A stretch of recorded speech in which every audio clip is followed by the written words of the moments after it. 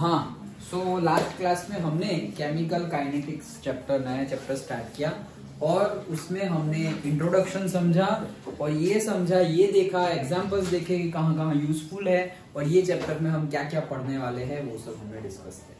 अब स्टार्ट करते हैं हमारे पहले टॉपिक से, that is rate of a chemical reaction. कब से हम बात कर रहे हैं कि केमिकल काइनेटिक्स मतलब क्या, कि कितनी स्पीड से रिएक्शन हो रही है वो हमें आइडेंटिफाई करना है, वो हमें मिलेगा। तो वही अब हमें समझना है कि कैसे हम बता पाएंगे कि ये रिएक्शन फास्ट हो रही है, ये रिएक्शन स्लो हो रही है, ये रिएक्शन मीडियम स्पीड पे हो रही है, वो कैसे कैसे पता करेंगे। जैसे कि हम बोल दे फिजिक्स की टर्मिनोलॉजी में कि भाई ये गाड़ी बहुत फास्ट गई, या मतलब सपोज दो लोग एक जगह सेम जगह से निकले, घर से स्कूल से निकले और कोई रेस्टोरेंट पहुंच गए, तो सेम स्कूल से सेम रेस्टोरेंट तक पहुंचने के लिए एक जल्दी आ गया और एक लेट आया। तो हम बोलेंगे कि दोनों अगर साथ में निकले थे, एक जल्दी आया और एक लेट आया, मतलब जो जल्दी आया उसकी स्पीड क्या होगी, ज्यादा होगी, और जो लेट आया उसकी स्पीड कम होगी। ओके, तो वो हम बता सकते हैं। तो किस पॉइंट ऑफ व्यू से, क्या डेटा हमने लिया एज एन इंफॉर्मेशन और फिर बताया कि भाई उसकी स्पीड और वेलोसिटी देखकर। तो वैसे ही यहाँ पर हम rate of the reaction, rate मतलब वही चीज केमिस्ट्री में कि उसका रेट मतलब वेलोसिटी देखकर, केमिकल रिएक्शन की वेलोसिटी देखकर हम बता देंगे कि ये रिएक्शन फास्ट है, स्लो है, मीडियम है। तो रेट निकालेंगे कैसे, ओके, तो वही हम यहाँ पर डिस्कस कर रहे हैं। देखो, वैसे तो मैंने तुम्हें इंट्रोडक्शन में ही बताया कि जैसे फिजिक्स में हम बोलते हैं कि भाई पर्टिकुलर टाइम में जितना डिस्टेंस ट्रैवल करे उसका जो रेशियो मिलता है दैट इज आवर वेलोसिटी, वैसे ही केमिस्ट्री में यहाँ पर केमिकल रिएक्शंस के लिए पर्टिकुलर टाइम पीरियड में कितना रिएक्टेंट कंज्यूम हो गया वो हमें दे देगा वेलोसिटी और से रेट। और अगर ये थी रिएक्टेंट के रिस्पेक्ट में बात, और अगर से प्रोडक्ट के रिस्पेक्ट में बोलना हो तो पर्टिकुलर टाइम पीरियड में कितना प्रोडक्ट हमारा बना, कितना प्रोडक्ट हमारा कॉन्सेंट्रेशन इंक्रीज हुआ, वो हमें दे देगा rate of the reaction or say velocity of the reaction.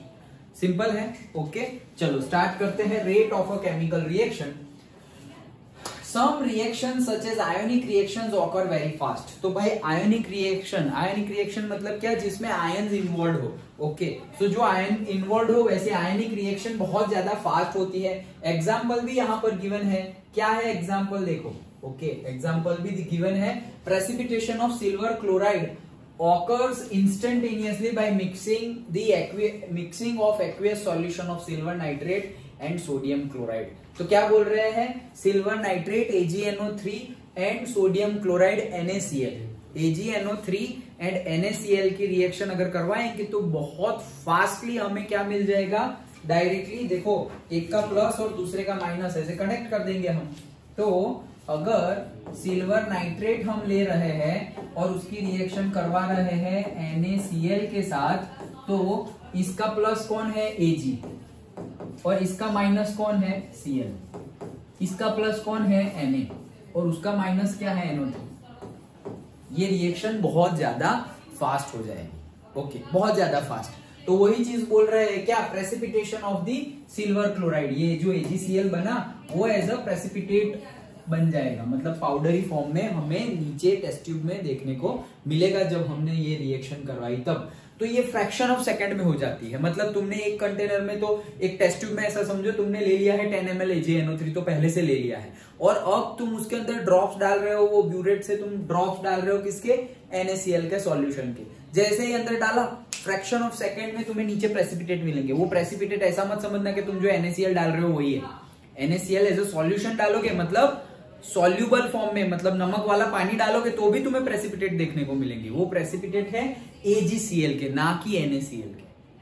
Done. तो वो बहुत फास्ट देखने को मिलते हैं, वही चीज यहाँ पर बता रहे हैं। Occurs instantaneously by mixing aqueous solution. देखो एक्वियस सॉल्यूशन, एक्वियस मतलब दोनों के दोनों हमने एक्वियस लिए हुए, ये NaCl हमने ऐसे स्वाद अनुसार नमक नहीं डाल दिया ऊपर से सॉलिड फॉर्म में। ओके, लिक्विड फॉर्म में है, वो एक्वियस फॉर्म में है। अच्छा चलो, on the other hand some reactions are very slow. ये कैसी थी, वेरी फास्ट। और ये अब हम देख रहे हैं very slow. Some reactions are very slow, for example rusting of iron in the presence of air and moisture. Last chapter में हमने डिस्कस कर लिया है कि कोरोजन कैसे होता है। आयरन ऑक्साइड बनता था, याद हो तो, ओके, Fe2O3 इंटू XH2O लिखा हुआ था।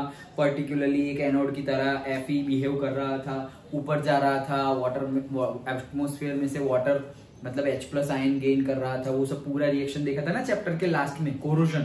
ओके, तो वो क्या कोरोजन हुआ, क्यों? आयरन ऑक्साइड बना, दैट इज द कोरोजन। तो ये बनने में ऐसे थोड़ी है कि आज तुमने नई ऐसे आयरन की जाली लगा दी, ओके, और से वो रेलिंग्स लगा दी और नेक्स्ट डे देखा तो कोरोजन हो गया, ऐसा तो होगा नहीं। तुमने लगाई 2, 3, 4, 5 साल के बाद कोरोजन होगा, ऐसा नहीं कि तुरंत आज लगाया और कल हो गया, ऐसा तो होगा नहीं। ओके, सो उसको टाइम लगता है, तो वही बोल रहे हैं कि it is taking time. So वही चीज यहां पर है। Also there are reactions like inversion of cane sugar and hydrolysis of starch which proceed with a moderate speed. तो ऐसी भी प्रोसेस है। सपोज तुमने ले लिया क्या, सुक्रोज, और सुक्रोज को तुमने पानी में डाल दिया, पानी में सुक्रोज को डाल दिया तो तुम्हें मिलेगा ग्लूकोज एंड फ्रुक्टोज। वो सब हम बायोमोलिक्यूल्स में पढ़ेंगे। तो सुक्रोज में पानी डाल दिया तो क्या मिलेगा हमें, ग्लूकोज एंड फ्रुक्टोज। तो ये नॉर्मल मीडिएट स्पीड पे हो रही है, मतलब जैसे हम कुछ डाले, जैसे दूध में तुमने बॉर्नविटा डाल दिया और फिर डिसोल्व कर रहे हो तो थोड़े ही टाइम में डिसोल्व हो गया। बहुत फास्ट भी नहीं हुआ, बहुत स्लो भी नहीं हुआ, एवरेज टाइम ही लगा। तो ये एवरेज स्पीड वाली रिएक्शन है। 3 रिएक्शन हमने देखी। कौन कौन सी 3 रिएक्शन देखी हमने?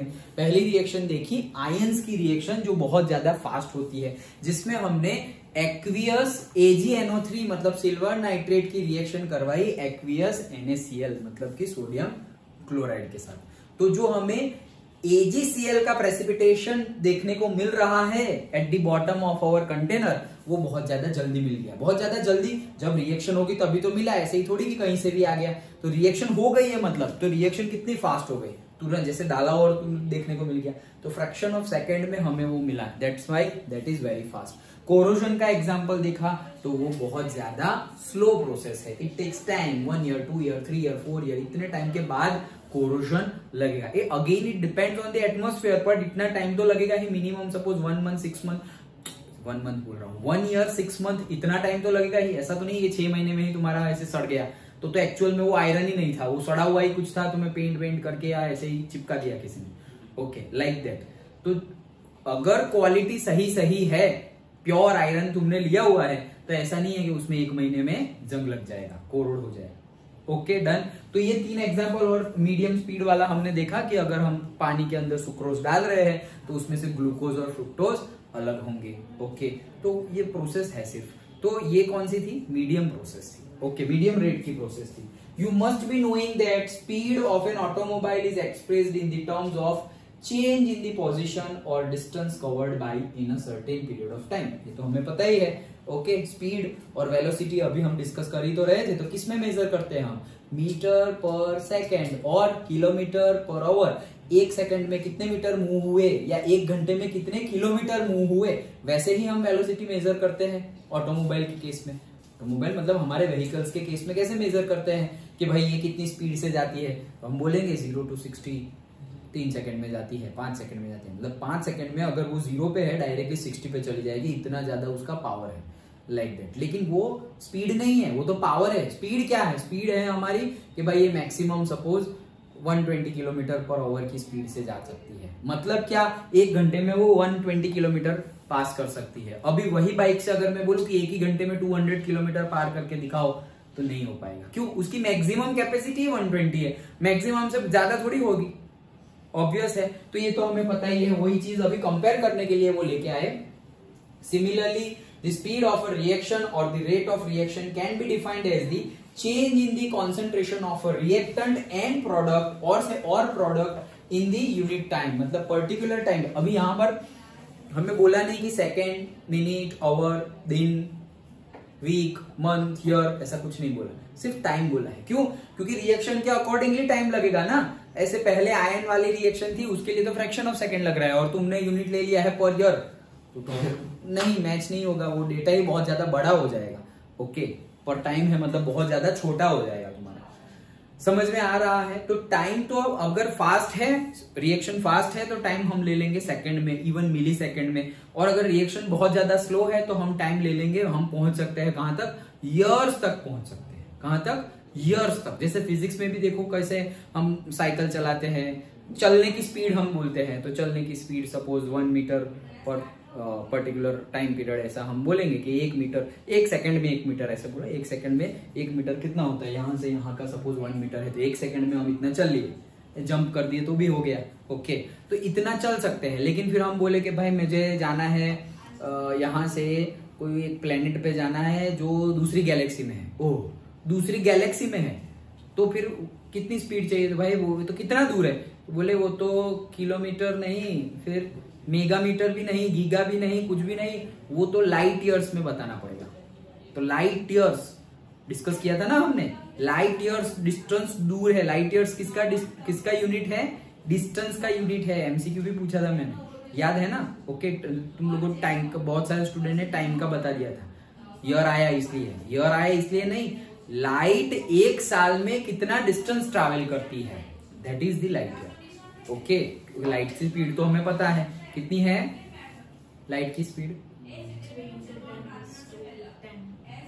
नहीं 8, 3 × 10⁸ यूनिट मीटर पर सेकेंड। यस, मीटर पर सेकेंड में 3 × 10⁸, और किलोमीटर में बोलना हो तो 10⁵। ओके, किलोमीटर में 10⁵ और मीटर में 10⁸।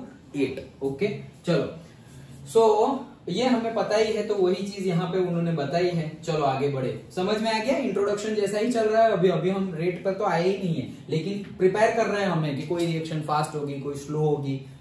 इन शॉर्ट पता चल गया ना, रेट के accordingly classification of a chemical reaction 3: 1 fast process just like ionic process, 2 slow process just like slow process corrosion process, and 3 medium speed और से moderate rate process, जैसे कि सुक्रोज के अंदर वाटर डाल दिया तो ग्लूकोज और फ्रुक्टोज मिल गया, वो प्रोसेस जो यहाँ लिखी हुई है। बहुत सारी प्रोसेस मीडियम स्पीड की हो सकती है। Okay, done. दूध फटना, दूध का फट जाना, तो वो मीडियम स्पीड की प्रोसेस, फ्रैक्शन ऑफ सेकंड में तो फटेगा नहीं ऑटोमेटिकली, ऐसे लेमन डाल दोगे तो फिर जल्दी फट जाएगा। ओके, लेकिन फ्रैक्शन ऑफ सेकंड में इतना फास्ट फटेगा नहीं, और बहुत स्लो भी नहीं फटेगा कि मतलब 1 वीक के बाद फट रहा है या 1 साल के बाद फट रहा है, इतना स्लो भी नहीं होगा। ओके, सो उसको भी मीडियम स्पीड में डाल सकते हैं। तो रेट के accordingly 3 classification of a chemical reaction याद रखना, fast, slow and moderate. Okay, आगे बढ़ते हैं। तो अब क्या क्या डिस्कस करना है, देखो, to be more specific it can be expressed in terms of the rate of decrease in concentration of any one of the reactants, और देखो कैसे डिफाइन कर रहे हैं, the rate of decrease मतलब कितनी स्पीड से डिक्रीज हो रहा है कंसंट्रेशन। किसका कंसंट्रेशन डिक्रीज होता है? रिएक्टेंट का। ओके, प्रोडक्ट का थोड़ी डिक्रीज होगा, प्रोडक्ट का तो बढ़ेगा।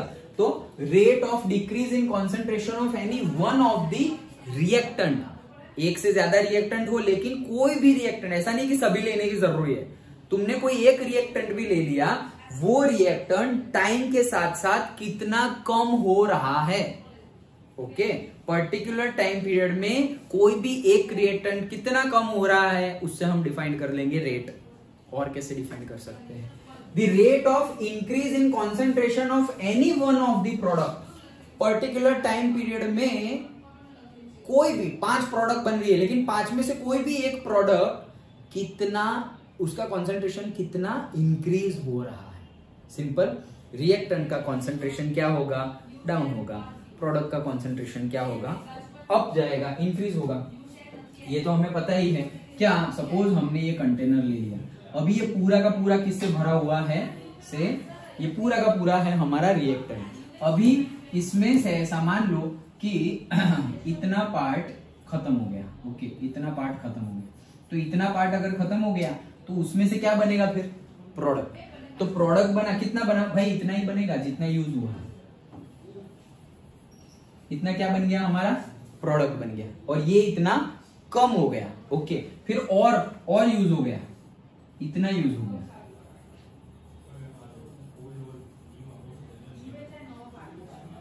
जितना यूज हो गया तो वापस उतना प्रोडक्ट बन जाएगा। और ये रहेगा कितना, ये रहेगा कितना, इतना रह गया। मतलब with the passage of time t is equals to 0 पर क्या था, तो भाई at t is equals to 0 second, ये तो मेरे पास था सपोज 10 मोल्स, फिर t is equals to say 10 second के बाद ये 10 ना रह के मेरे पास रह गया सिर्फ 8 मोल्स, तो मतलब कम हुआ। ये क्या था product, t is equals to 0 पे 0 था, फिर t is equals to 10 second पे कितना हो गया, ये जितना कम हुआ उसमें से थोड़ा बन जाएगा। मैं एग्जैक्टली बना के दिखाता हूँ, एग्जैक्टली तो नहीं बनता है लेकिन फिर भी ये 10 का 8 हो गया, मतलब ये बन गया 2 मोल्स। फिर t is equals to 20 second में ये हो गया 5 मोल्स, तो t इज ये 5 हो गया, 8 to 5 तो ये भी 2 क्या हो जाएगा 5। सिंपल है, ओके। मतलब टाइम के साथ साथ रिएक्टेंट का कॉन्सेंट्रेशन कम होते जाता है एंड टाइम के साथ साथ प्रोडक्ट का कॉन्सेंट्रेशन, देखो टाइम के साथ साथ क्या हो रहा है, इंक्रीज हो रहा है, और ये टाइम के साथ साथ क्या हो रहा है, डिक्रीज हो रहा है। ऐसे ही होगा, सिंपल है। अब रेट कैसे निकाले, तो रेट निकालने के लिए जैसे मैंने तुम्हें पहले ही बताया वैसे ही सिंपली क्या कर देंगे हम कि भाई टाइम के साथ साथ रेट निकालना है। अच्छा चलो, तो पर्टिकुलर टाइम पीरियड में कितना चेंज हो रहा है, तो हम नीचे तो क्या लिख देंगे, अगर मुझे रेट निकालना है से रेट, और रेट भी ना लिख के सिंपली मैं वेलोसिटी लिखता हूं, तो से वेलोसिटी। तो वेलोसिटी कैसे लिखेंगे भाई, पर्टिकुलर टाइम पीरियड मतलब delta T. What is delta T, delta T is nothing but t2 minus t1, okay. So t2 minus t1 that is delta T, okay. ऊपर क्या रखेंगे, मुझे अभी रखना है रिएक्टेंट के रिस्पेक्ट में। किसके रिस्पेक्ट में, रिएक्टेंट के रिस्पेक्ट में। तो रिएक्टेंट पहले था सपोज कॉन्सेंट्रेशन उसका C1, और से C1 नहीं बोल रहा हूं, रिएक्टेंट का R ही लिखता हूं तो अच्छे से याद भी रह जाएगा। रिएक्टेंट का कॉन्सेंट्रेशन कितना है R1, और सेकंड केस में रिएक्टेंट का कॉन्सेंट्रेशन कितना हो गया R2। मैथ्स के अकॉर्डिंगली हम लिखेंगे क्या, R2 माइनस R1। जैसे T2 minus T1, delta T निकालना है तो T2 माइनस T1, वैसे ही डेल्टा R निकालना हो तो क्या करना पड़ेगा, R2 माइनस R1। अब तुम ही मुझे बताओ ये डेल्टा R पॉजिटिव आएगा या नेगेटिव आएगा, नेगेटिव आएगा। क्यों नेगेटिव आएगा, क्योंकि वो क्या है R2 माइनस R1। यहां पर क्या है हमारा R1 ग्रेटर है कंपेयर टू दी R2। क्यों, क्योंकि पहला R1 तो स्टार्टिंग का कॉन्सेंट्रेशन था, ओके। तो स्टार्टिंग में कॉन्सेंट्रेशन ऑफ रिएक्टेंट तो ज्यादा था, कितना था सपोज 10 मोल्स, और यहाँ पर प्रोडक्ट कितना, प्रोडक्ट की तो अभी बात ही नहीं कर रहे, स्टार्टिंग में कितना था 10 मोल्स, और फिर बाद में कितना हुआ सपोज 8 मोल्स। तो ये है R1 और ये है R2। तो रिएक्ट टाइम के साथ साथ कॉन्सेंट्रेशन ऑफ द रिएक्टेंट क्या हो रहा है, कम हो रहा है। मतलब R2 क्या हो जाएगा, कम होगा, लेस होगा कंपेयर टू दी R1। अगर R3 की भी बात करें तो R3 will be less than that of the R2। Simple है, ओके। अब हम करेंगे यहां पर क्या, फाइनल माइनस इनिशियल, तो R2 माइनस R1 करेंगे तो आंसर नेगेटिव आएगा। सिंपल है। अब ये आंसर नेगेटिव ना शो करना पड़े है, जैसे हम मोड की बात करते हैं। अभी कोई बोलेगा कि भाई वेलोसिटी कितनी है, तो मैं बोलूंगा -10 मीटर पर सेकेंड, तो भाई वेलोसिटी नेगेटिव में थोड़ी ले सकते हैं। तो वैसे ही ये वेलोसिटी, स्पीड, केमिकल रिएक्शन की वेलोसिटी भी हमें नेगेटिव में ना बोलनी हो तो, लेकिन ये तो नेगेटिव ही आने वाला है, तो हम उसके लिए क्या कर देंगे, माइनस से मल्टीप्लाई कर देंगे, ओके। तो अब वो क्या हो जाएगा, पॉजिटिव हो जाएगा, रेट पॉजिटिव हो गया, ओके। इसको हम अगेन पूछ ले कि what does this negative sign indicates, negative sign indicates that the concentration of the reactant with respect to time is decreasing। Done, okay. ये हो गया हमारा वेलोसिटी। नहीं सर लेकिन मुझे तो थोड़ा उल्टा करना है, क्या करना है, प्रोडक्ट के रिस्पेक्ट में करके बताओ। अच्छा, तो पहले सपोज प्रोडक्ट थी P1 इज इक्वल्स टू 0 मोल थी, और P2 इज इक्वल्स टू हो गई 2 मोल्स। डन। तो मैं यहां पर क्या करूंगा, अगेन प्रोडक्ट के रिस्पेक्ट में लिखना हो तो नीचे तो वही टाइम पीरियड आएगा कि भाई 10 सेकेंड और 0 सेकेंड, वैसे T2 माइनस T1। ऊपर क्या आएगा, P2 माइनस P1। ऊपर क्या आएगा, delta P, and what is that delta P, P2 minus P1। अब P1 बड़ा है या P2 बड़ा है, P2 बड़ा है, क्योंकि पहले P1 क्या था, कॉन्सेंट्रेशन 0, फिर क्या हुआ, बढ़ा 2 हुआ, और थर्ड लेंगे तो और बढ़ जाएगा, क्योंकि प्रोडक्ट टाइम के साथ साथ बढ़ता जाता है। तो P2 माइनस P1 की वैल्यू क्या आएगी, पॉजिटिव ही आएगी। P2 माइनस P1 की वैल्यू तो पॉजिटिव ही आएगी, क्योंकि यहां पर बड़ा कौन है, P2 और छोटा कौन है P1, तो बड़े में से छोटा माइनस करेंगे तो आंसर तो पॉजिटिव ही आएगा, तो यहाँ पे माइनस लिखना नहीं है।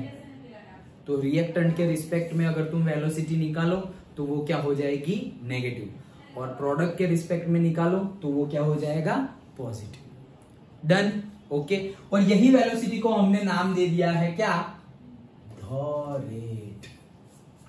डन, रेट, वेलोसिटी को हमने क्या बोला है, रेट। कोई भी चीज विथ रिस्पेक्ट टू टाइम हो तो हम रेट नहीं बोलते, ओके। जैसे कि पावर हम डिफाइन किए थे अभी, तो work done per unit time, तो उसको हमने बोल दिया था power. Work done per unit time को क्या बोला था, पावर। तो उसी को हम ऐसा भी बोल सकते हैं, the rate of work done is known as power. Work done per unit time, power. Ratio of work done to the time change is known as power. दूसरे, तीसरा, the rate of work done is also known as power. तो rate बोल दिया मतलब time word use करने की जरूरत ही नहीं है, क्योंकि रेट में ही टाइम आ गया। Done, okay. चलो, समझ में आ गया। तो यहां से हम आगे बढ़ेंगे, अभी इतना समझ लिए, ओके। आगे बढ़ते हैं, देखो, कंसिडर अ हाइपोथेटिकल रिएक्शन, ये सब रब कर दो, okay. Consider a hypothetical reaction assuming that the volume of the system remains constant. तो वॉल्यूम कांस्टेंट रह रहा है, मतलब इसका मीनिंग क्या हुआ कि भाई जितना इनपुट है उतना ही आउटपुट है, समान, ओके। कंजर्वेशन ऑफ मास है, मतलब जितना रिएक्टेंट है उतना ही प्रोडक्ट बन रहा है, कुछ भी लॉस हो रहा नहीं है। सो रिएक्टेंट में से पूरा का पूरा प्रोडक्ट बन गया। अब देखो यहाँ पर, the 1 mole of the reactant R produces 1 mole of the product, क्योंकि दोनों में स्टोइकियोमेट्रिक कोएफिशिएंट क्या है, 1 ही है, ओके। इफ R1, R क्या है, ये देखो ब्रैकेट में लिखा है, मतलब क्या, इक्विलिब्रियम में हम समझे, सॉल्यूशन में हम समझे, ये क्या दिखाता है, कॉन्सेंट्रेशन दिखाता है, ओके। तो स्क्वायर ब्रैकेट हो मतलब कॉन्सेंट्रेशन है। कॉन्सेंट्रेशन किसका, भाई फर्स्ट टाइम का, फर्स्ट केस का, लेकिन किसका, रिएक्टेंट का। तो रिएक्टेंट का फर्स्ट केस में कॉन्सेंट्रेशन, और अगेन स्क्वायर ब्रैकेट से हम क्या दिखाते थे, मोलर कॉन्सेंट्रेशन दिखाते थे, मोलैरिटी दिखाते थे, ओके। तो वही चीज है R1। P1 क्या है, एट केस 1 और टाइम 1 क्या, कॉन्सेंट्रेशन किसका, P मतलब प्रोडक्ट का। Are the concentration of the reactant and product respectively at time T1 and R2 and P2 are the concentration at time T2. That's it. Delta T T2 minus T1, delta R R2 minus R1 and delta P P2 minus P1. तो ये value आएगी negative और ये value आएगी positive. क्यों, क्योंकि ये time के साथ साथ डिक्रीज हो रहा है और ये टाइम के साथ साथ इंक्रीज हो रहा है, ओके। चलो, the square brackets in the above expressions are used to express the molar concentration. Yes. So rate कैसे मिल गया, देखो, रिएक्टेंट के रिस्पेक्ट में delta R by delta T, लेकिन नेगेटिव। प्रोडक्ट के रिस्पेक्ट में delta P by delta T, that's it, okay. तो देखो, प्रोडक्ट के रिस्पेक्ट में increase in the concentration of product, that is plus, okay. समझ में आ गया ना, हमने डिस्कस किया हुआ। Since delta R is negative quantity R reactant के केस में, as concentration reactant is decreasing, concentration of reactant is decreasing, it is multiplied with -1। ये भी हमने डिस्कस किया। आगे बढ़ते हैं, यहां तक हमने डिस्कस कर लिया, ठीक है। अब ये जो हमने डिस्कस किया, जैसे हम अभी कंपेयर कर रहे थे वेलोसिटी से, ओके। तो जैसे अभी हमने डिस्कस किया वैसे ही कि तुम से अपनी व्हीकल लेके निकले, घर से निकले और क्लास पे पहुंच गए, तो कितने 10 मिनट्स में पहुंच गए 2 किलोमीटर सपोज, ओके। सो 10 मिनट्स में 2 किलोमीटर पहुंच गए, तो तुम्हारी वेलोसिटी कितनी हो गई, 2 किलोमीटर पर 10 मिनट्स, मतलब 2/10, तो कितना हो गया वो, 0.2 किलोमीटर पर मिनट। एक मिनट में 0.2 किलोमीटर तुम बढ़ रहे हो। वैसे तो अभी मैं पूछ लूं कि भाई तुम्हारी स्पीड कंटिन्यूअसली, तुम वही स्पीड से चला रहे थे क्या, 0.2 किलोमीटर? नहीं सर, पहले तो एकदम खाली ही था, तब तो हमने भगाई, फिर गड्ढे आ गए, ओके, और फिर हमने स्लो कर दी, तो फिर लेकिन पहुंचे यहां पर 10 मिनट्स में, और डिस्टेंस है 2 किलोमीटर। तो उसके बेस पे हमने बोल दिया कि हमारी स्पीड और वेलोसिटी कितनी है, 0.2 किलोमीटर पर आवर। तो हमने क्या किया, ये एवरेज किया, हमने एवरेज निकाला ना, कि total distance travelled upon total time taken, तो वो एवरेज निकाला। तो वैसे भी यहां पर भी, जब हमारे ध्यान से सुनना, जब कंटेनर में हमने t = 0 टाइम पे पूरा रिएक्टेंट का कॉन्सेंट्रेशन लिया हुआ है, एट दैट टाइम एकदम फुल स्पीड में प्रोडक्ट बनेंगे, फुल स्पीड में, जैसे कि N2 + H2 that will give you ammonia, okay. So N2 और से thrice H2 that will give you twice NH3. Hydrogen ज्यादा चाहिए। तो अब सोचो कि मैं यहां से मैंने पहले ले लिया ऐसे बहुत सारा रिएक्टेंट ले लिया, मतलब कितने मॉलिक्यूल्स लिए N2 के 100, H2 के भी कितने मॉलिक्यूल्स, मतलब नाइट्रोजन के 100 मॉलिक्यूल्स लिए और हाइड्रोजन के भी 100 मॉलिक्यूल्स लिए। N और H के 100 मॉलिक्यूल्स लिए, N और H के 100 मॉलिक्यूल्स लिए और स्टार्ट, तो वो पूरा एमोनिया बनना start, NH3 NH3 NH3 NH3। लेकिन पहला जैसे ही स्टार्ट हुआ ना, वो जैसे ही रिएक्शन स्टार्ट हुआ T=0 पे स्टार्ट नहीं हुआ था, और जैसे ही मैंने बटन ऑन किया तो वो दोनों एक दूसरे के कांटेक्ट में आ गए और रिएक्शन स्टार्ट हो गई। तो जब स्टार्टिंग का केस है तब वेलोसिटी एकदम मैक्सिमम मिलेगी। क्यों?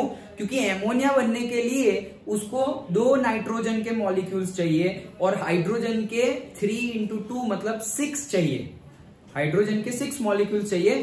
तो 100 लिए थे मैंने, तो वहां पर 2 भी मिल गए और वो 6 भी मिल गए, तो फटाक से NH3 बन गया, डन, ट्वाइस NH3 बन गया।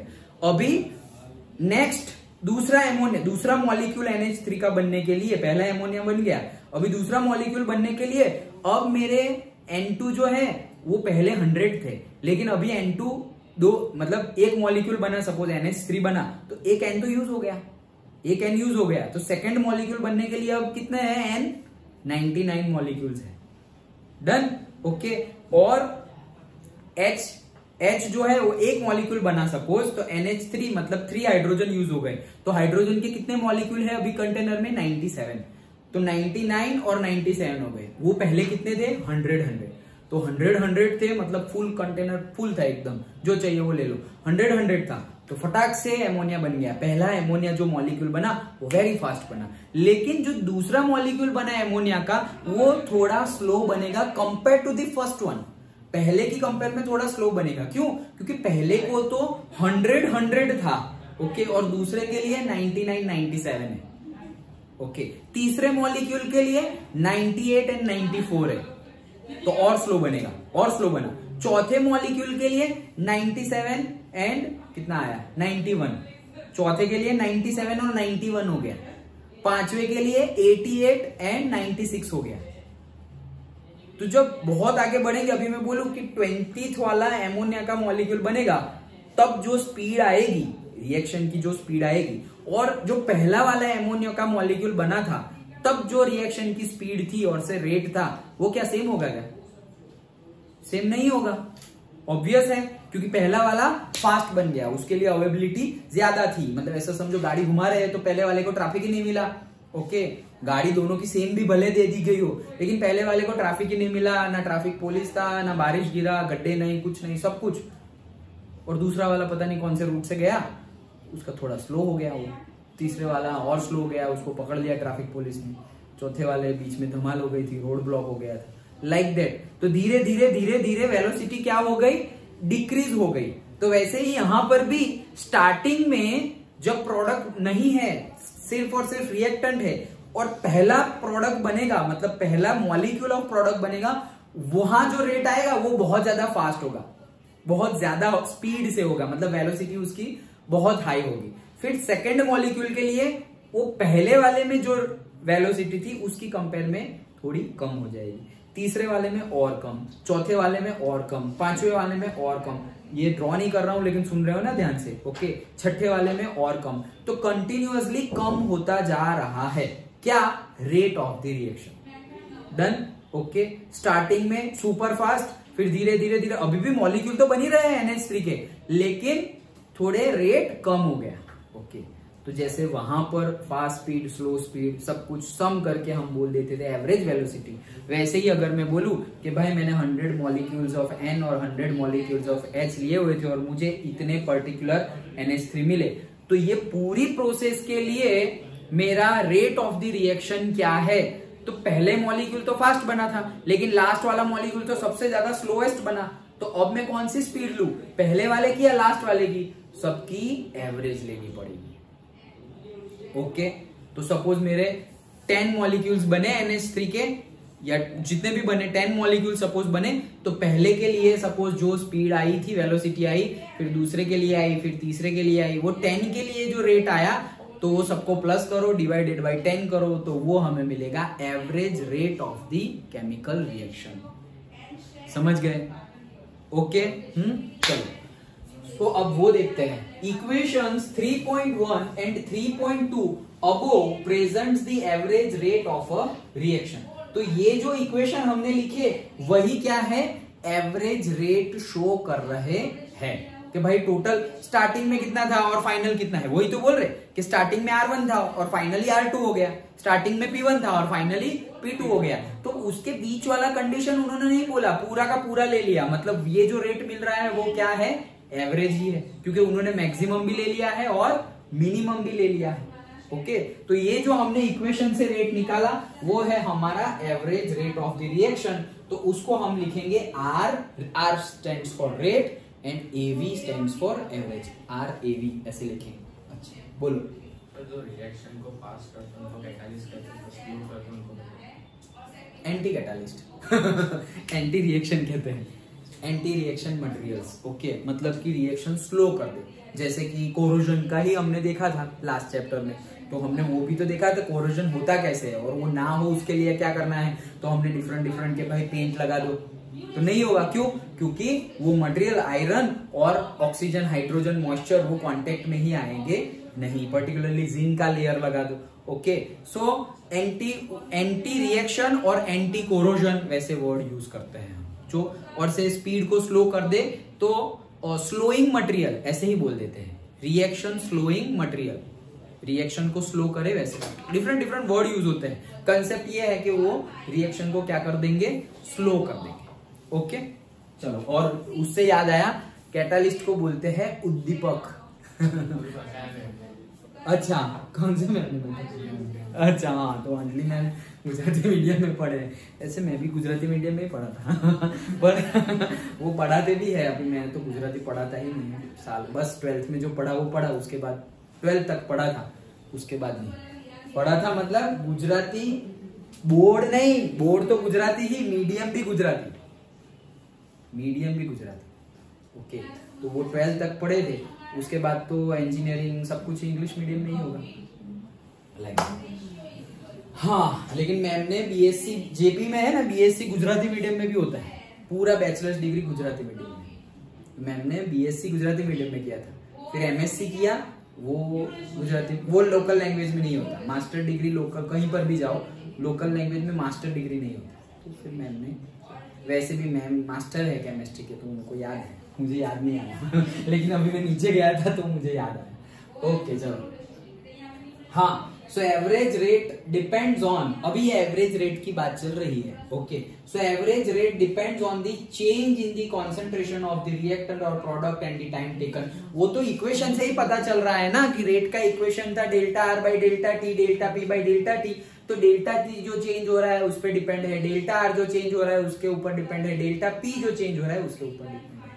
डन, तो वहीं से पता चल रहा है। ओके, नाउ अब देखो ये ग्राफ भी है, ग्राफ डिस्कस कर लेना है, ये आगे किया है उन्होंने, आगे क्या है ये सब तो आगे का डिस्कस। तो ग्राफ डिस्कस करते हैं। देखो, suppose now we are drawing, तुम्हें भी पूछ सकते हैं ड्रॉ करने के लिए।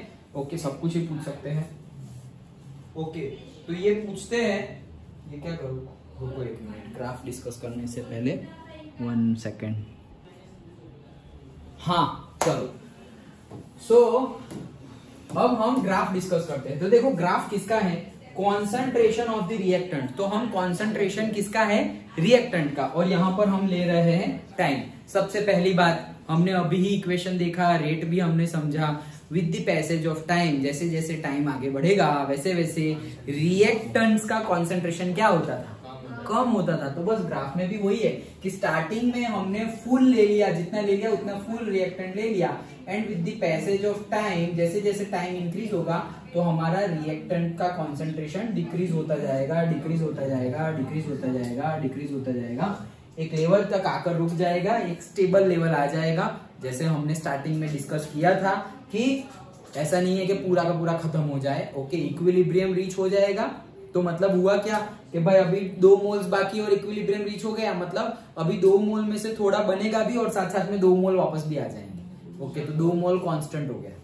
ओके, कॉन्सेंट्रेशन इक्विलिब्रियम रीच हो गया, मतलब क्या 2 मोल कांस्टेंट हो गया। और क्या हो सकता है, और ये हो सकता है कि 2 मोल के बाद रिएक्शन हुई ना, 2 मोल के बाद 2 मोल रह गए, अब रिएक्शन होगी ही नहीं। जैसे कि मैंने स्टार्टिंग में अभी तुम्हें एग्जांपल दिया, 100 मोल्स नाइट्रोजन लिया, 100 मोल्स नहीं बहुत ज्यादा होता है मोल्स, 100 मॉलिक्यूल्स नाइट्रोजन लिए और 100 मॉलिक्यूल्स हाइड्रोजन लिए, तो एमोनिया जब बन जाएगा, जितना मैक्सिमम पॉसिबल है उतना बन जाएगा, तो कंटेनर, रिएक्टेंट के कंटेनर में मुझे किसके मॉलिक्यूल ज्यादा देखने को मिलेंगे? क्वेश्चन सुनो ध्यान से। 100 मॉलिक्यूल्स नाइट्रोजन है, 100 मॉलिक्यूल्स हाइड्रोजन है, उसमें से जितने मॉलिक्यूल्स एमोनिया के, मतलब कि NH3 के जो मैक्सिमम पॉसिबल है वो बनने थे, वो बन गए। अब बनने थे वो मैक्सिमम बन गए, लेकिन मैक्सिमम बनने के बाद भी ये जो रिएक्टेंट का कंटेनर है उसमें मेरा रिएक्टेंट अभी भी बाकी पड़ा है, तो कौन सा पड़ा हुआ होगा ज्यादा, नाइट्रोजन या हाइड्रोजन? नाइट्रोजन, सिंपल है यार, वो एक ही यूज होता था, वो 2-3 यूज होते हैं। ओके, तो नाइट्रोजन ज्यादा पड़ा हुआ होगा, लेकिन पड़ा हुआ क्यों रहा? क्योंकि आगे पॉसिबल नहीं है। आगे पॉसिबल क्यों नहीं है? मान लो कि मेरे पास नाइट्रोजन के कितने मॉलिक्यूल्स पड़े हुए हैं? 5। कितने पड़े हुए हैं? 5। और हाइड्रोजन के सिर्फ 2 मॉलिक्यूल्स पड़े हुए हैं। कितने? सिर्फ 2।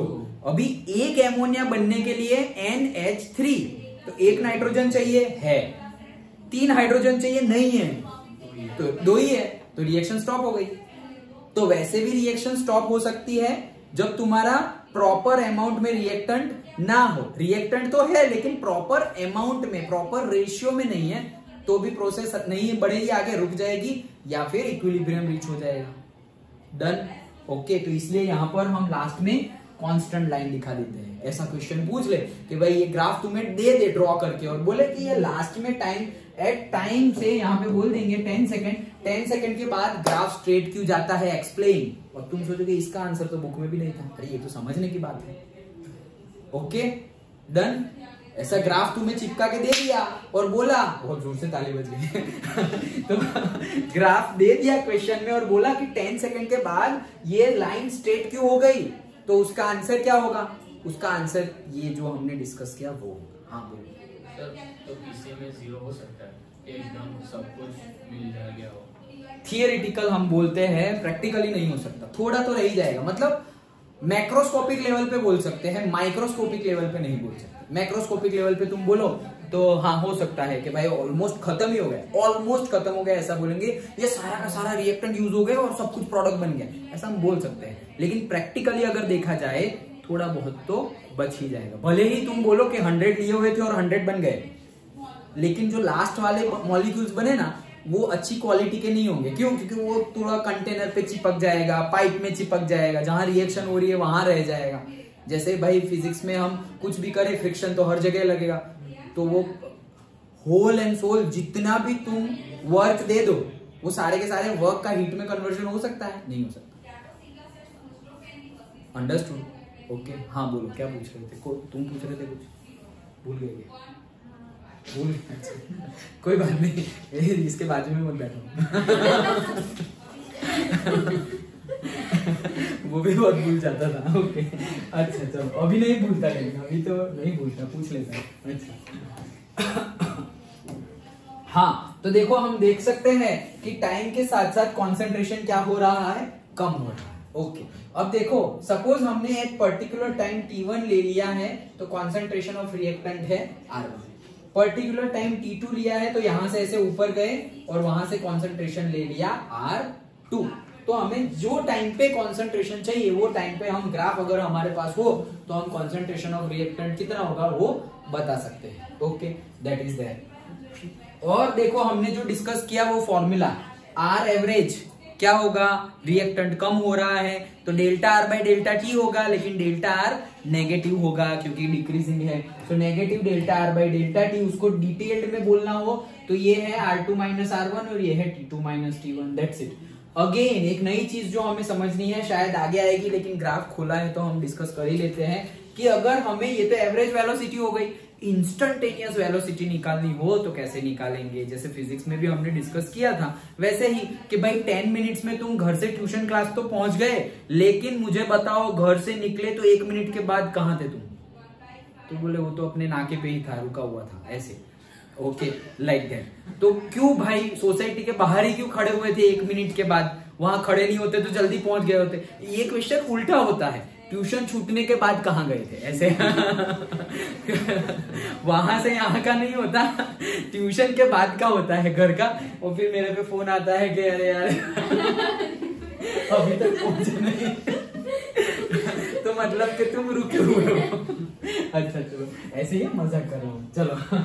तो वैसे कि इंस्टेंटेनियस पता करना हो कि इस टाइम पर कहाँ थे तुम, ओके, ये इस टाइम पे वेलोसिटी कितनी है वो बताओ। तो कैसे बताएंगे, ध्यान से देखना। यहां पर सपोज हमने बोल दिया कि ये टाइम पीरियड पर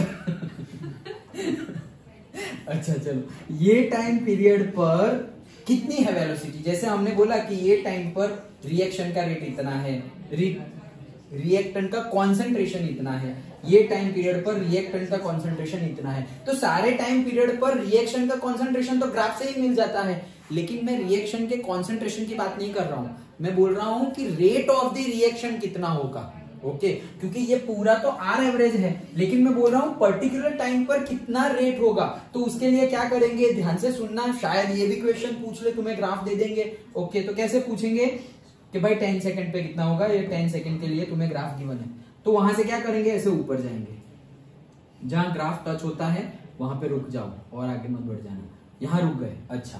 अब यहां से ये पॉइंट में से पास होता हुआ, ये पॉइंट में से पास होता हुआ टेंजेंट ड्रॉ करो। क्या ड्रॉ करो, टेंजेंट। तो वो टेंजेंट तुमने ड्रॉ कर दिया, से ये रहा है, ये रहा मेरा टेंजेंट। वो पॉइंट में से पास होना हुआ है, ऐसे मत ड्रॉ कर देना, ये गलत है, वो टेंजेंट थोड़ी है ये। ओके, टेंजेंट ड्रॉ करना है। किसका टेंजेंट, ये कर्व का टेंजेंट, पॉइंट का थोड़ी टेंजेंट होता है, पॉइंट का टेंजेंट थोड़ी होता है। पॉइंट में से तो सिर्फ पास हो सकते हैं, पॉइंट का टेंजेंट थोड़ी होता है, वो तो पास, टेंजेंट, इंटरसेक्शन सब कुछ पॉइंट का एक ही होता है। ओके, तो ये जो कर्व है हमारा, उसका टेंजेंट ड्रॉ करना है, कर दिया। उसके बाद क्या करना है, वो टेंजेंट पे कोई फिक्स स्केल पर तुम ले लो, सपोज 3 सेंटीमीटर, तो 3 सेंटीमीटर ऐसे नीचे चले जाओ और 3 सेंटीमीटर ऐसे ऊपर चले जाओ, वही टेंजेंट पर। तो 3 सेंटीमीटर नीचे चले गए तो ये पॉइंट आया, 3 सेंटीमीटर नीचे ऊपर चले गए तो ये पॉइंट आया। अब वहां से वर्टिकल लाइन के पैरेलल, वाई एक्सिस के पैरेलल लाइन ड्रॉ करो ऐसे पूरी, और यहां से एक्स एक्सिस के पैरेलल लाइन ड्रॉ करो जहां तक इंटरसेक्ट हो रहा है। यहां इंटरसेक्ट हो गया तो तुम्हें एक ट्राइंगल मिल जाएगा। क्या मिल जाएगा, ट्राइंगल। पता चला ट्राइंगल कैसे ड्रॉ किया हमने। क्या किया, ये ग्राफ है हमारा, ये ग्राफ है हमारा, हम ऐसे गए, ये चिपक गए। अच्छा, तो यहाँ पर हमें टेंजेंट ड्रॉ करना है, तो ये हमने टेंजेंट ड्रॉ किया, ये ऐसे टेंजेंट ड्रॉ कर दिया। देन अब यहां से ये जब जो पॉइंट पर इंटरसेक्ट किए थे, वहां से सपोज 2 सेंटीमीटर, 3 सेंटीमीटर, 5 सेंटीमीटर, कोई भी, लेकिन फिक्स ऊपर नीचे सेम। यहाँ ऊपर 5 सेंटीमीटर गए तो ये पॉइंट आया, और यहाँ से नीचे भी 5 सेंटीमीटर गए तो ये पॉइंट आया। अभी इसको वर्टिकल लाइन के पैरेलल ड्रॉ कर दो और इसको एक्स एक्सिस के लाइन के पैरेलल ड्रॉ कर दो, यहाँ इंटरसेक्ट हो गए तो ये हमें मिल गया क्या, हमारा ट्राइंगल। डन। अब ये जो ट्राइंगल मिल गया, वहां से ही तुम्हें स्लोप मिल जाएगा ये कर्व का। क्या मिल जाएगा, स्लोप। तो स्लोप का फॉर्मूला हमने बहुत बार डिस्कस किया है, क्या था, y by x, y2 minus y1 upon x2 minus x1। तो y एक्सिस पे यहां से तुम निकाल सकते हो, देखो कैसे, ये है तुम्हारा, ये जो ये दो पॉइंट मिल गए तुम्हें, ये एक पॉइंट मिला, y एक्सिस पे चिपक जाओ तो ये एक मिल गया हमारा कॉन्सेंट्रेशन ऑफ द रिएक्टेंट, और ये भी ऐसे चिपक जाओ, ये तो ये भी मिल गया कॉन्सेंट्रेशन ऑफ द रिएक्टेंट। लेकिन अभी पहले नेमिंग कर दो, वहां पे गड़बड़ी मत करना। तो सपोज ये मेरा पॉइंट क्या है, सपोज ये एक पॉइंट और ये दूसरा पॉइंट, तो ये हो गया पॉइंट 1 और ये हो गया पॉइंट 2। डन। तो यहां से जो मतलब इसको मान लो, इसको क्या लिखेंगे, x1, y1, पॉइंट 1 है ना, और इसको लिखेंगे x2, y2। डन। ओके, अब यहां से तुम आए तो ये क्या मिला मुझे, y2 मिला ना, y एक्सिस पे तो y2 ही मिलेगा। तो ये 2 पॉइंट से यहां आ गए तो ये क्या मिल गया, y2। ये 1 पॉइंट से यहां गए तो ये क्या मिल गया y1। वैसे ही यहां आ जाओ तो ये 2 पॉइंट से नीचे आ गए तो ये जो मिलेगा वो क्या मिलेगा x2, और 1 पॉइंट से नीचे आ गए वहां जो मिलेगा वो क्या मिलेगा x1। चारों मिल गए बस। अभी m is equals to slope is equals to y2 minus y1 upon x2 minus x1, वो निकालो। देन ये जो स्लोप की वैल्यू आएगी वही है तुम्हारा इंस्टेंटेनियस रेट। ओके, ये रहा देखो, R instantaneous is nothing but negative of slope. Negative ही आएगा, वो तो तुम करोगे तो तुम्हारा आंसर नेगेटिव ही आ जाएगा। डन। क्यों नेगेटिव आएगा तो देखो यहां पर y2 माइनस y1, सर ये तो बड़ा माइनस छोटा ही है तो नेगेटिव तो नहीं, हाँ पॉजिटिव है। यहां पे आ जाओ, बड़ा माइनस छोटा यहां पर करोगे तो क्या आएगा x1 माइनस x2 आएगा। समझे? यहां पर बड़ा माइनस छोटा मतलब 2 पॉइंट माइनस 1 पॉइंट। तो पहले क्या था, पहले हमारा ये पहले पॉइंट क्या था, ये 1 पॉइंट, तो ये 1 पॉइंट का y1 और ये 1 पॉइंट का x1। तो y1 तो छोटा है लेकिन x1 तो बड़ा है, पता चल रहा है ना। ओके, तो तुम्हारा ये ऊपर वाला तो पॉजिटिव आएगा लेकिन नीचे वाला क्या आएगा नेगेटिव। तो पॉजिटिव नेगेटिव का आंसर क्या आएगा नेगेटिव, इसलिए यहां लिखा हुआ है नेगेटिव ऑफ स्लोप। तो यही है हमारा instantaneous rate of chemical reaction. Done. Okay, तो ये क्वेश्चन अगर आए कि तुम्हें ग्राफ दे दिया और बोला कि भाई निकालो, क्या निकालो, एवरेज रेट ऑफ रिएक्शन निकालो, तो एवरेज के लिए क्या करेंगे, फिर सेम एवरेज के लिए तो क्या करेंगे, ये पहला वाला पॉइंट ले लो, एकदम ऊपर वाला हाईएस्ट, और एकदम नीचे वाला पॉइंट ले लो, तो यहां से तुम्हें 2 पॉइंट मिल जाएंगे। Okay, done, that's it. R2 minus R1 divided by T2 minus T1। यहां पे आ जाओ, यहां से नीचे आए तो क्या मिलेगा T2, और यहां से नीचे आएंगे तो क्या मिलेगा T1, तो T2 माइनस T1। तो एवरेज निकाल, देखो इंस्टेंटेनियस का अभी हम समझे। अगर ग्राफ गिवन हो और पूछा हो कि एवरेज रेट ऑफ रिएक्शन निकालो तो कैसे निकालोगे, कैसे निकालोगे निर्भय बताओ। सबका कुछ गिवन ही नहीं है, तुम्हें सिर्फ ग्राफ गिवन है, तुम्हें सिर्फ ग्राफ गिवन है, तो उसके ऊपर तो वैल्यूज तो बताओ। हाँ, ये वैल्यू गिवन होगी, ये वैल्यू गिवन होगी, सिर्फ ये सारी कॉन्सेंट्रेशन लिखी होगी और ये सारे टाइम लिखे हुए होंगे। तो सर जहाँ फाइनल टाइम होगा उसके माइनस जहाँ स्टार्टिंग का टाइम होगा। हाँ, तो ये final product minus initial. Yes, तो कैसे, सपोज ये क्लीन कर दूं अभी। ओके, तो जैसे कि ये है हमारा, ओके फाइनल, ये फाइनल है ना, तो यहां से नीचे आ गए तो ये क्या आया मेरा T2, फिर ये इनिशियल था तो यहां से नीचे आ गए तो ये क्या है T1। ओके, तो T2 माइनस T1 वो नीचे आ जाएगा, और फिर ये है हमारा स्टार्टिंग का। तो स्टार्टिंग का क्या है, स्टार्टिंग में तो रिएक्शन सबसे ज्यादा था, तो ये है हमारा R1, और ये क्या है हमारा R2। करना है R2 माइनस R1, तो छोटा माइनस बड़ा करेंगे तो आंसर नेगेटिव आएगा, लेकिन ये तुम्हें रेट मिल जाएगा, और ये रेट कौन सा होगा एवरेज। तो ग्राफ पर से direct average rate of reaction भी निकाल सकते हैं, और ग्राफ पर से ही हमें निकालना है इंस्टेंटेनियस रेट ऑफ रिएक्शन। इतने लेवल का पूछेंगे ऐसा मुझे लग नहीं रहा, लेकिन कुछ बोल नहीं सकते पर्टिकुलरली सीबीएसई में। ओके, सो कुछ भी कर सकते हैं। केमिस्ट्री में ऐसा ज्यादा नहीं करते, फिजिक्स में ही करते हैं, लेकिन उनकी मर्जी, फिजिक्स इजी कर दिया और केमिस्ट्री थोड़ा टफ कर दिया, तो ऐसे घुमा फिरा के क्वेश्चंस पूछ लेंगे।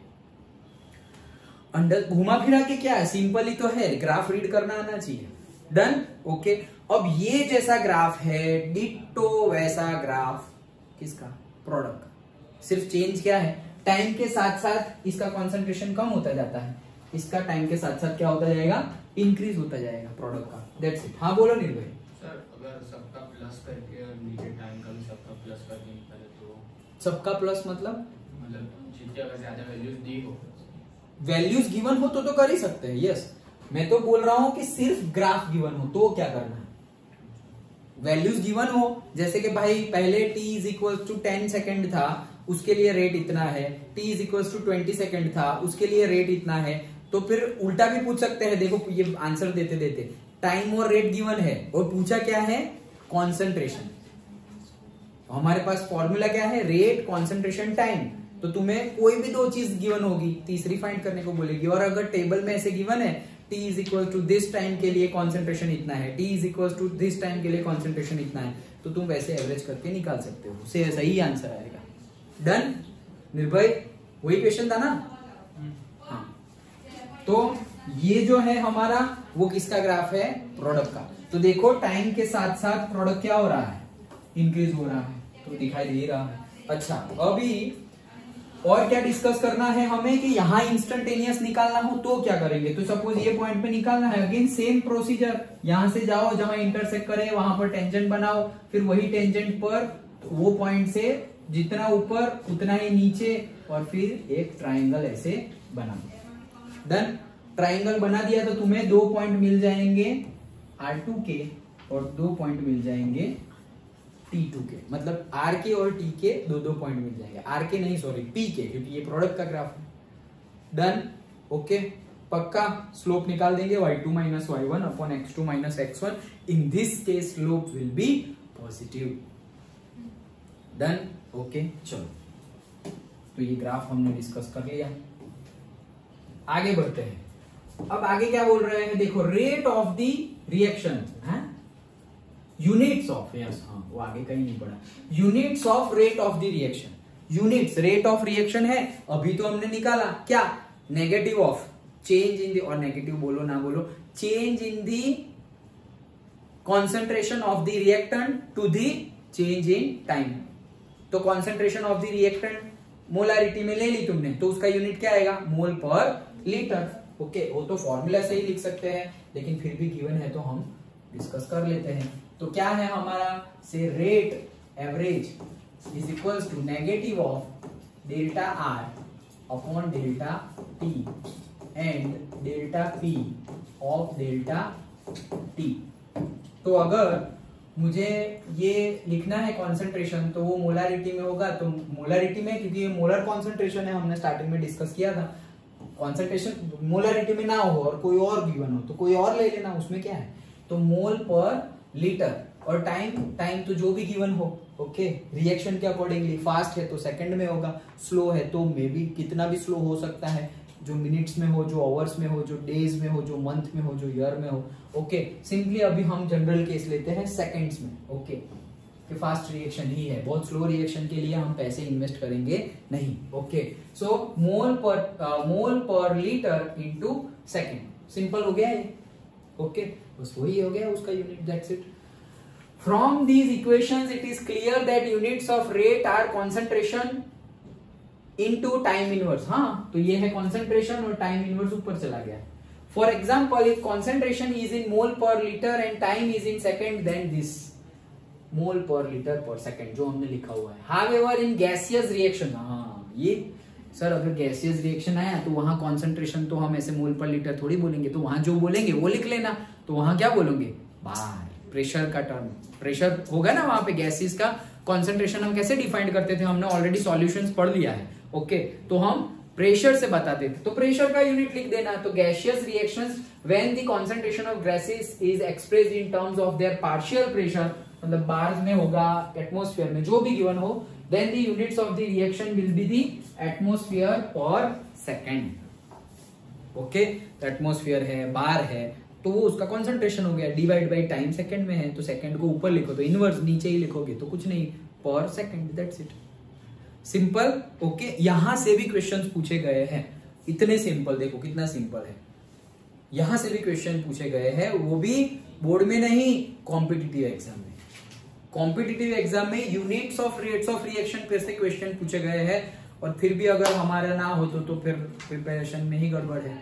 Okay, done. चलो, तो ये हमने देखा units of rates of reaction. आगे क्या है? ये क्या था? ये तो न्यूमेरिकल है, बाद में डिस्कस करते हैं। अब देखो, ये थोड़े हमें डेटा गिवन है, average rates of hydrolysis of the butyl chloride. Okay, तो देखो यहां से हमें क्या सीखने को मिलता है। टेबल पे आते हैं, ये पहले पढ़ते हैं। ओके, देखो ग्राफ तो हमने डिस्कस कर लिए। It can be seen from the table that the average rate falls from 1.9 into 10 to 1 कहां गया? Okay, 10 to the power -4 mole per litre second to the 0.4 this much, मतलब ये हम देख सकते हैं। तो देखते हैं, चलो भाई। ओके, कहाँ है रेट लिखा हुआ? थोड़ा दूर से देखने, कहाँ? लास्ट में लिखा हुआ है। हाँ, यस। ओके, तो अभी देखो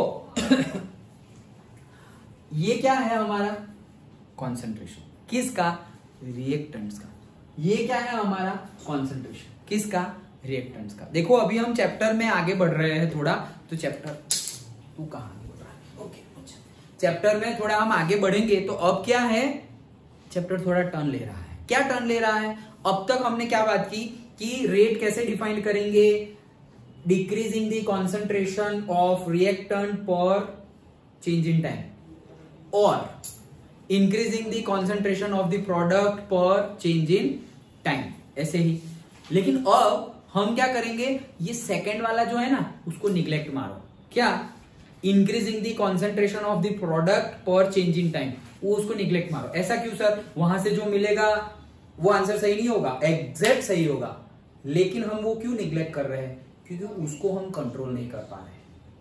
हम किसको कंट्रोल कर सकते हैं, हम रिएक्टेंट को कंट्रोल कर सकते हैं कि भाई मैंने 2 मोल्स लिए, ओके, और फिर रिएक्शन हुई तो रेट इतना मिला। ऐसे मैंने 2 मोल्स रिएक्टेंट लिए तो रेट आया इतना, मैंने 2 की जगह डबल कर दिया, 4 मोल लिया तो रेट इतना आया, मैंने 10 मोल लिया तो रेट इतना आया। क्यों, क्योंकि कॉन्सेंट्रेशन जो स्टार्टिंग वाला इनिशियल कॉन्सेंट्रेशन है वो तो हमारे हाथ में है।